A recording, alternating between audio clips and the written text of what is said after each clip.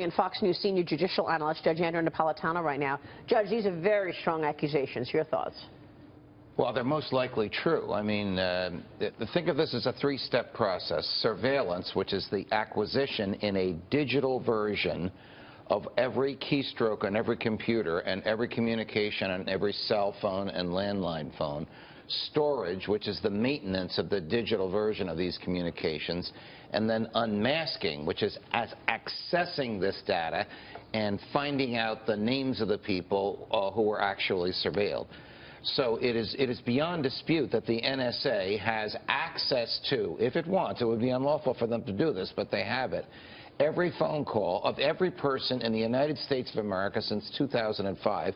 Takes us back to a Republican administration, George W. Bush, 2005, which is when this program began. Justice Scalia told me he often thought that the court was being surveilled. And he told me that probably about 4 or 5 years ago. Again, surveillance, acquisition of information, unmasking, accessing information. Well, I mean, step one and the surveillance. I mean, why would the Obama administration, well, using government resources to spy on anybody running against Hillary Clinton? I mean, that is just wrong. Well, it is you're exactly correct. It is the use to which the raw intelligence data can be put that makes it criminal. So if it's hard to believe, but if they had to unmask Senator Paul's name in order to understand a conversation he was having with a foreign agent, and the foreign agent was harmful to the United States, they can do that. That's not what he's talking about. They're talking about unmasking him when he's having a conversation with his campaign manager when he's running in the Republican primaries in 2016. Exactly. Let's just be clear. This is two different things. The unmasking of Michael Flynn and the spying there is completely separate and apart from what Rand Paul is talking about. He's talking about running for president in the fall of 2016. He was surveilled, spied on by the Obama administration. Actually, the unmasking of General Flynn might be a species of the same thing, because a lot of people believe, the president among them, that General Flynn was unmasked for political reasons. That is, portions of his conversation with Ambassador Kislyak were revealed in order to embarrass the president, embarrass General Flynn, and force the president to separate himself from General Flynn. But let me make an absolute statement. There are very few absolutes in law. The use of intelligence data for political purposes is a felony. It's the same crime as hacking, which, depending upon how much is done, is between 5 and 15 years in a federal prison. So if another senator comes forward with this same story, I was surveilled, could President Obama be called to testify on this? Well, anybody who was involved in the receipt or use of the information once unmasked could be called. The FBI should be able, because you leave electronic fingerprints when you do unmasking, find out who did the unmasking in Senator Paul's case, and then trace where that information went and who used it. Did it end up in the West Wing? Did it end up in the Oval Office? Did it end up in the hands of other political opponents of him? So they're allowed to gather it. They're just not allowed to use it for political purposes. Well, I don't think they're allowed to gather it. They're not allowed to gather it, but they do, because their belief is to gather everything about everybody and then sift through and look for the bad people. Unfortunately, sometimes they find the bad people too late. I mean, they discovered communications of the Orlando killer and the San Bernardino killers after the killings took place. I have often argued, and a lot of people with me, and a lot of people disagree with me, that it's too much information. It's information overload. If you follow the Fourth Amendment, you not only leave innocent people alone, you are forced to focus on people as to whom there is a suspicion of wrongdoing. So, Judge, I have a question. Under FISA, Foreign Intelligence Surveillance Act, it is legal for the government to surveil Ambassador Kislyak or foreign agents who might be in the U.S.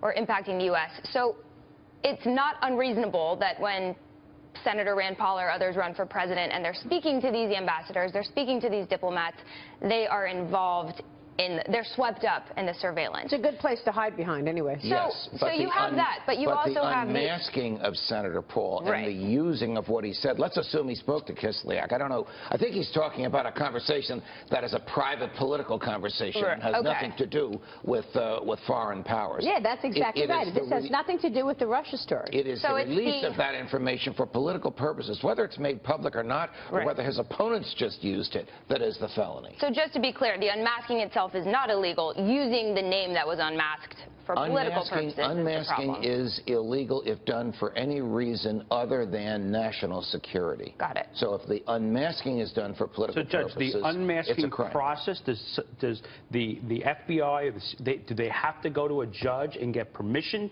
for that unmasking, or they have completely the right to do it on their own and then find criminal intent? The NSA theoretically has standards for unmasking. The principal unmasker in the Obama administration, by her own acknowledgement, is Susan Rice.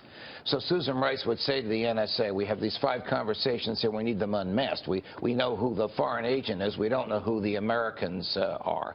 And by the way, there is an American mentioned in the conversation. We need the tapes that you have of that person and his or her conversation. So you can see how this begins to explode. It's the corruption of the American intelligence community when its information is used for political purposes. Well, we'll see if Bernie Sanders or Marco Rubio or somebody else comes out and says they were also spied on, the way Rand Paul said that he was spied on, and we'll see what happens from there. We want to ask you about the executive order, which, of course, is halting travel from 6 predominantly Muslim nations.